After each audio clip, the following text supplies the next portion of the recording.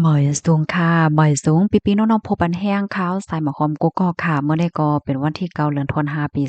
2025ในตอนรายการเฮาค่ะตอนในที่อ่อนเอาปีๆน้องๆเฮาค่ะมาถ่อมด้วยข่าวเหงาที่มีอยู่2ตอนค่ะตอนที่1ค่ะเนาะอันนี้ก็ครบถ้วนผันแม่น้ำอันไหลลัดตั้งปอตอนเมืองปายเนี่ยค่ะ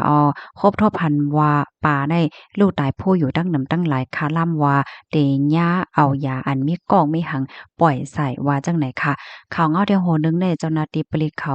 ติ้งยอบแห่งการก้นเมืองคมตมเมียมมาอันเปิดร้านขายโฟนแม่โฟนว่าไหนค่ะอ่อนตั้งเปิ้นได้เฮามาถ่อมด้วยข่าวโหในอ่อนตั้งค่ะเนาะเมื่อวันที่8เดือนธันวาคมที่5ปี2025ในค่ะตั้งฝ่ายผู้ใหญ่ก้นหลงตับซึกย้าง KE ค่ะเนาะไล่ออกมาลาดว่าในวันที่7เดือนธันวาคมที่5ปี2025ที่ป่นมันนั่นเขาในก็ไล่หับตึงแล้วรายงานดีก่อซึกก่อหาร KA ในปื้นตีอันมีว่าอยู่ดีเมืองปายว่าแม่น้ำพีลูอันไหลวงกลางเมืองปายและลอยก่อนั่นค่ะฮบทบหันป่าในซัมปอลู่ตายเฮแลผู้ไว้อยู่ตั้งนำจังหนังหันที่ในเกียบหางในเฮ็ดไหนค่ะ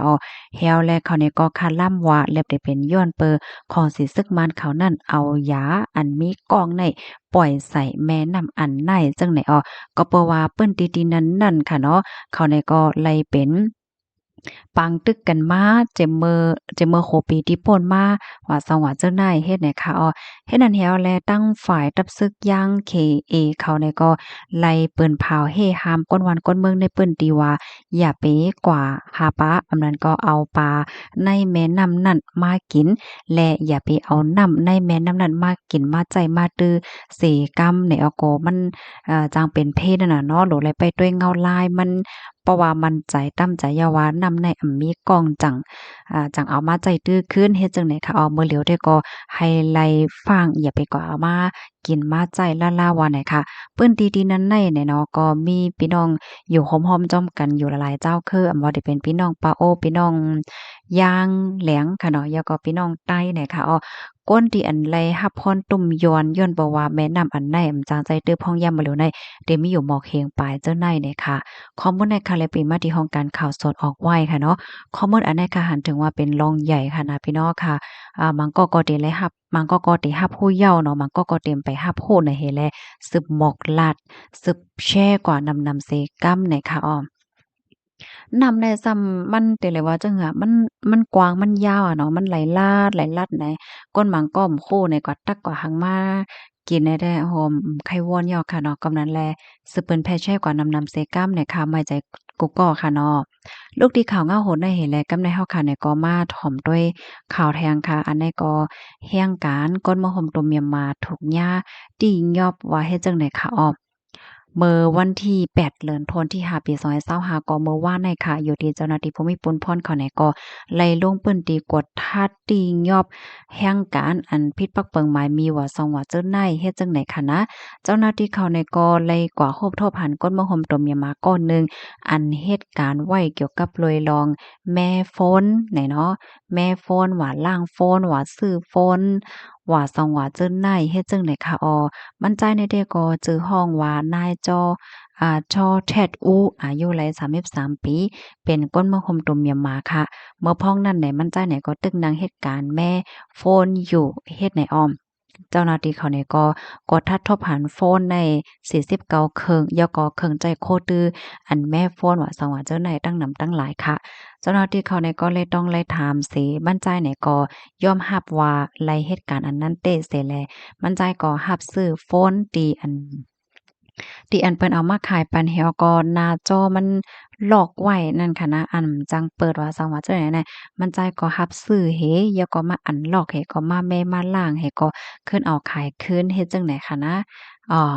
มันใจในเด็กก็รับซื้อเฮ็ดจังหนังไหนเนี่ยค่ะว่าอันก้นที่มาขายปันมันก็เป็นก้นมะฮมต้มยำหมาเนี่ยค่ะอันมันขายปันก็ก้นมะฮมต้มยำหมาในอย่างเหมือนจังว่าในตรงวงเดียวกันก้นเมืองโฮมต้มยำหมานั่งกันซื้อขายต่อจู้กัน เฮ็ดจั่งใดคะเฮ็ดนั้นแล้วก็ อันกูวันๆค่ะเนาะมันจ่ายเหตุการณ์อันใดๆไหนไล่ไหลพัดเพ็งก็ได้เลยอยู่25,000เฮงว่าต่อเลินเฮ็ดให้ค่ะเจ้าหน้าที่เขาเนี่ยก็ปันตั้งพิษมัน3รองค่ะ1เนี่ยก็เป็น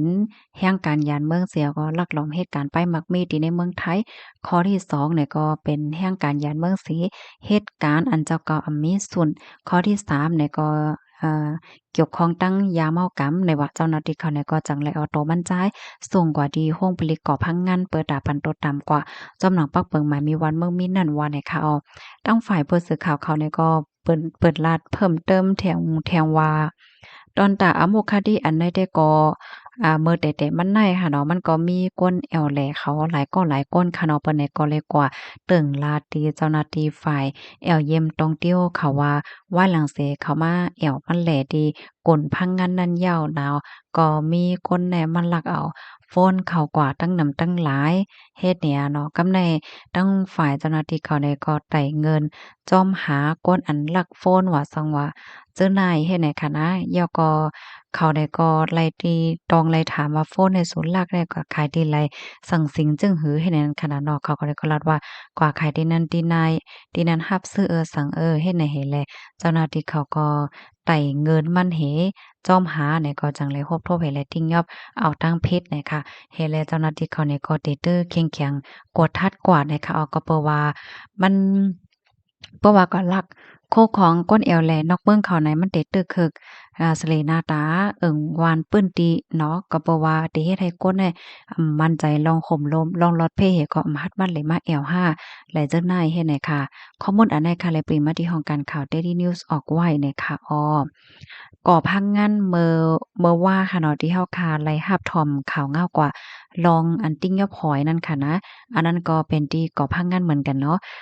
มันปองว่าตีนั้นได้มีก้นเมืองห่มตุ่มนำหือกอมโ้หน่อยค่ะเนาะภายไลโฮก็จอยเพิ่มเติมข้อมูลไรค่ะเนาะข่าวได้ก็โ้ค่ะก็เพราะว่าก่อพังงันได้เหมือนห่างคาไปยามแผ่วค่ะเนาะค่ะ